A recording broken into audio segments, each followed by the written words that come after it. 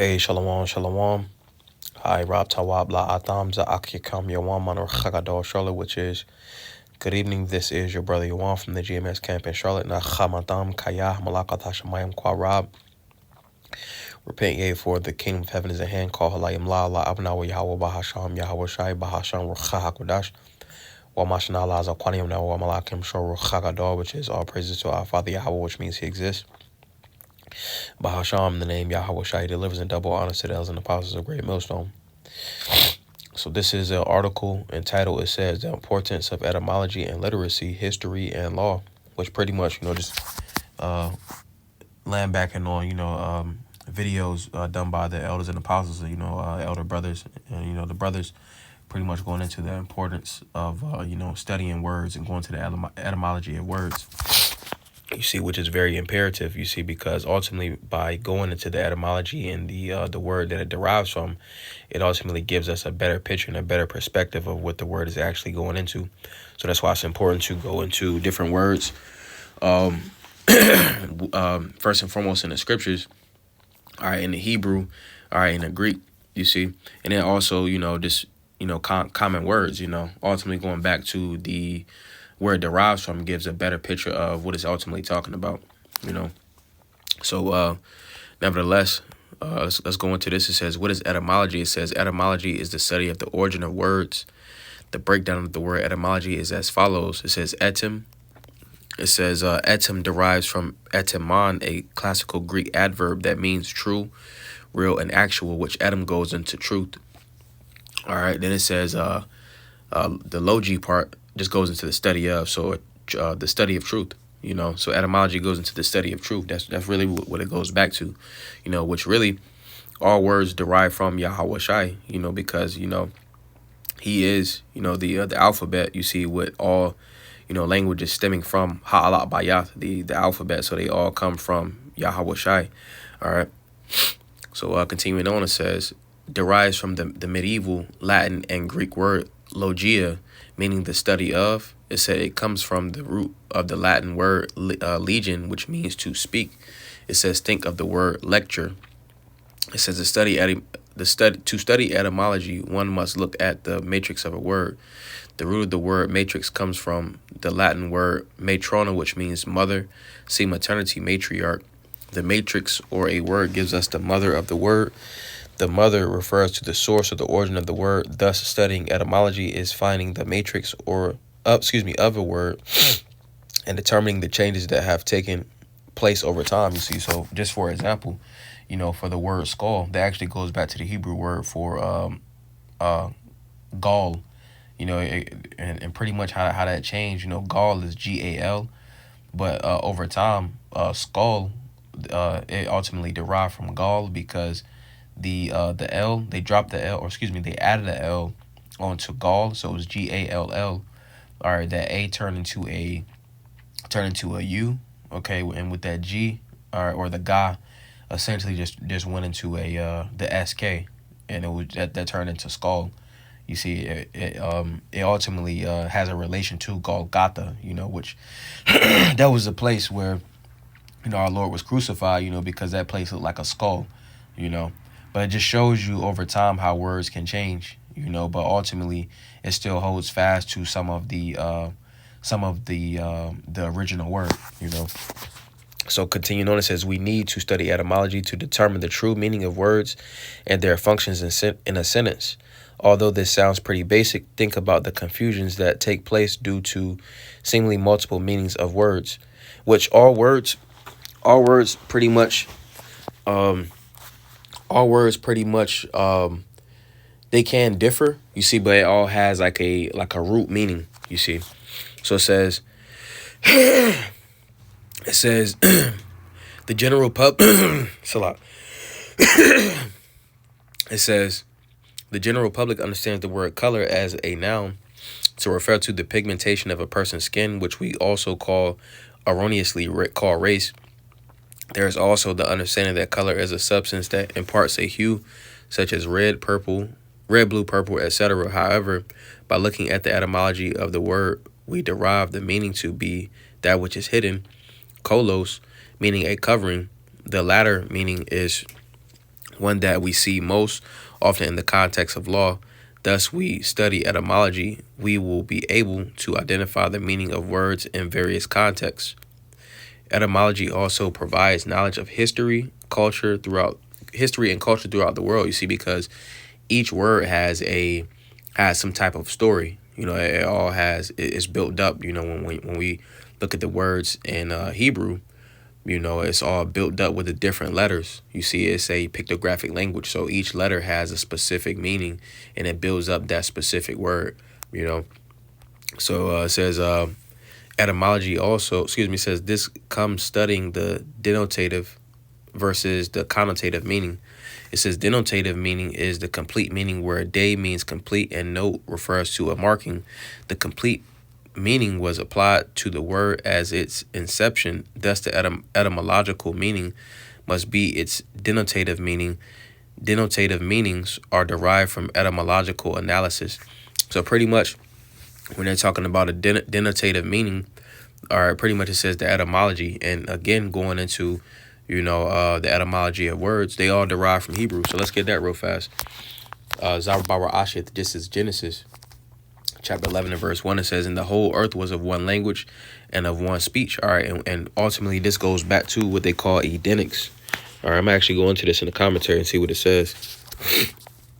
All right, it says, now the whole earth had one language and one speech. If we accept the biblical teaching that mankind has a common origin in Adam, then this simply makes sense that there was a time when humanity spoke one language instead of hundreds on the earth today. You see, so pretty much going back into what they call Edenics, but we're talking about etymology. So where these words derive from, really all of it goes back to Hebrew, because we can find different examples in languages, i.e. Spanish, mar, that means in Hebrew it means bitter, or something that's rebellious. But the ma goes into water, mayam, and then the ra goes into ra'ash, which is head. So the head waters, because the head waters of a river will be bitter. So in Spanish it has a meaning of sea, because it had a connotation, or it pretty much was correlated with water, being that it came from bracket or bitter water. All right, Hebrew, So continuing on, let's go back to the article, and it says, actually, let's get that point too, because that's why it's important to go into the language that it ultimately came from. All right, this is Bonsarok 1-1, straight to the point. It says, wherefore let me entreat you to read it with favor and attention, and to pardon us wherein we may seem to come short of some words. You see, because ultimately in translation and transcription and transliteration, all right, by changing, that's what trans goes into. Trans means to change. You see, so if you're changing something from one language to another, all right. When we look at let's go back to this real fast. All right, Bara Asha, Genesis chapter 11 and verse 9. All right, it says therefore is the name of it called Babel, because the Lord did there confound the language of all the earth, and from thence did the Lord scatter them abroad upon the face of all the earth. So when we go into either Babel or to confound, it says balal, and it says to mix, to mingle. Confound, it says to fade away, and it says to fodder, to overflow. So it says to flow as water. So when we put this in terms of language, Hebrew is the purest form of language. You see, so when we look at these different languages, okay, ultimately they just watered down. So in this part right here, it says wherein we may seem to come short of some words. You see, because in order to translate something from Hebrew, or you can't translate stuff from Hebrew, because it's going to have it's not going to have the same pureness. It's not going to have the same power with it. You see, so that's why it loses power, you see, because it's a different language. While it is different languages is a derivative, it is a broken form of Hebrew, but actually speaking it in its true nature ultimately gives it the correct force, you see. And that's why it says wherein we may seem to come short of some words, because it's not going to have the same force in a different language. It says which we have labor to interpret, for the same things uttered in Hebrew and translated into another tongue. See, trans goes into change. Translated into another tongue have not the same force in them. And not only these things, but the law itself and the prophets and the rest of the books have no small difference when they are spoken in their own language. So that's why it's important too, ultimately, go into, the scriptures first and foremost are in the Hebrew and the Greek, you know. So continuing on, it says the connotative meaning is an additional or shaded meaning. So pretty much like they're saying figurative meaning. It says additional or shaded meaning where the prefix con indicates with added together. It says it is not based on the etymology of the word, but on a meaning that has been attached to the word over time. So like you using the word in a figurative sense, or where it says additional. So pretty much it says something that's added to it, you know. So it says it is not based on the etymology of the word, but on the meaning that has been attached to the word over time. Remember, whoever controls the definition controls the debate. Europeans co-opted meanings to words with their own original meanings to causes distortion and confusion. And that really goes back to, how Esau gets down. He took different words, and essentially, if you do that, you essentially change how the people ultimately think. I'm going to get this real fast. Y'all. This is Proverbs chapter 18. We'll get verse 21. And it says, death and life are in the power of the tongue, and they that love it shall eat the fruit thereof.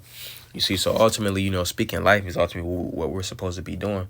You see, but what ultimately Esau pushed is he pushed a death style. You see, a lot of these words he changed over time. The word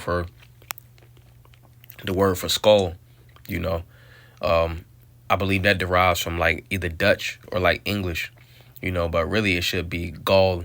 That's really, that would be the true word for like the, like the bone piece, in the head, But really, he pushed death, because essentially, going back to Job 9:24, the earth is given into the hand of the wicked, covered the faces of the judges thereof. Really, he had the power to push these things, just like he did with Manifest Destiny, you see. So he in Manifest Destiny, in history, ultimately this man has took it upon himself, in both cases, Manifest Destiny and then also history, to rewrite history books and then change different words, Now going back, it says, for the purposes of trading places with us and take our culture and our land,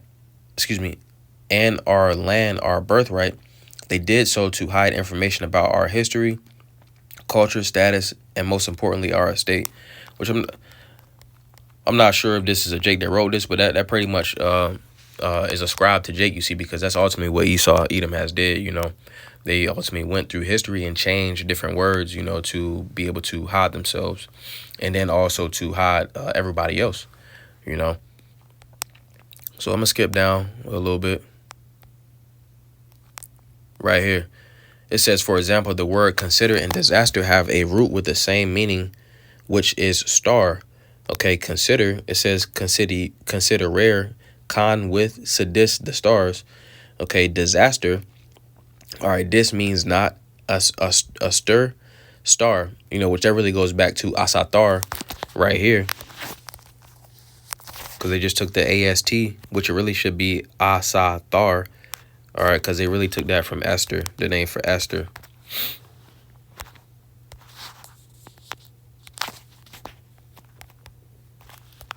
See, asatar, and right here it says a star. That's really where the word star comes from as well, and where Esther comes from as well. The main parts of this word right here is going to be the STR. Really, it should be a tha, but in the changing of words, they just took the S, the T, and the R, and they just put an A in the middle, and it just was star.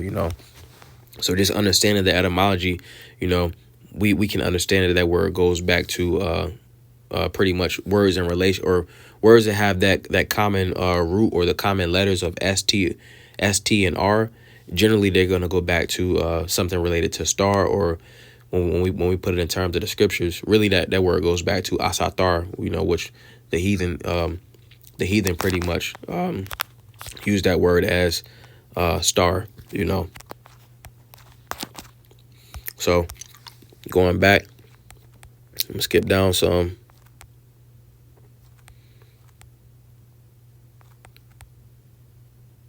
Right here it says, thus we study etymology so that we can better understand our language. We study etymology because the English, French, Romans, and Greek have changed the meaning of words through connotative linguistics. Also see below, to their benefit, Notice who are called people of color, the indigenous people of North, South, and Central America, Africa, and Asia. In other words, the modern day European is the only one that is not considered a person of color. Why is that? The answer relates back to status, ancestry, lineage, and birthright theft. However, you must understand the language to understand the issue at hand. You see, so ultimately, in order to, understand, what's going on, and ultimately to be able to properly break down the scriptures, we have to go into the study of words, you know,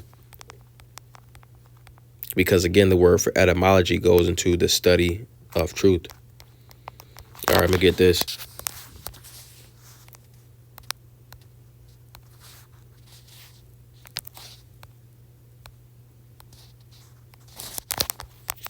This is 2 Timothy chapter 2 and verse 15. It says, study to shew thyself approved unto the Most High, a workman that needeth not to be ashamed, rightly dividing the word of truth. You see, so again, etymology, the study of words, ultimately tapping into the study of words, ultimately gives us a true meaning of, first and foremost, what the scriptures is going into, getting it in its rightful language. All right, Bon Sirach 1:1. You see, and then ultimately, again, just going into the study of words, study to shew thyself approved unto the Most High, a workman that needeth not to be ashamed, rightly dividing the word of truth. In order to rightly divide the word of truth, and we would have to have a understanding, all right, of what the different words go into. Ultimately, it goes back to the spirit. You see, having the spirit to be able to go into these different words, ultimately to be able to rightly divide the word of truth. Let me see what this says in NLT. NLT, it says, work hard so you can present yourself to the Most High and receive his approval. Be a good worker, one who does not need to be ashamed and who correctly explains the word of truth. You see, ultimately breaking down these scriptures in its entirety correctly. You see, and ultimately to be able to do that, we have to go into the study of words. All right, again, pursuant to Bon Sirach 1:1, you see. So just wanted to go into that, I don't want to zaza banaya palos, what that was a beautiful edification through the spirit. Wa I don't want to za adam yash.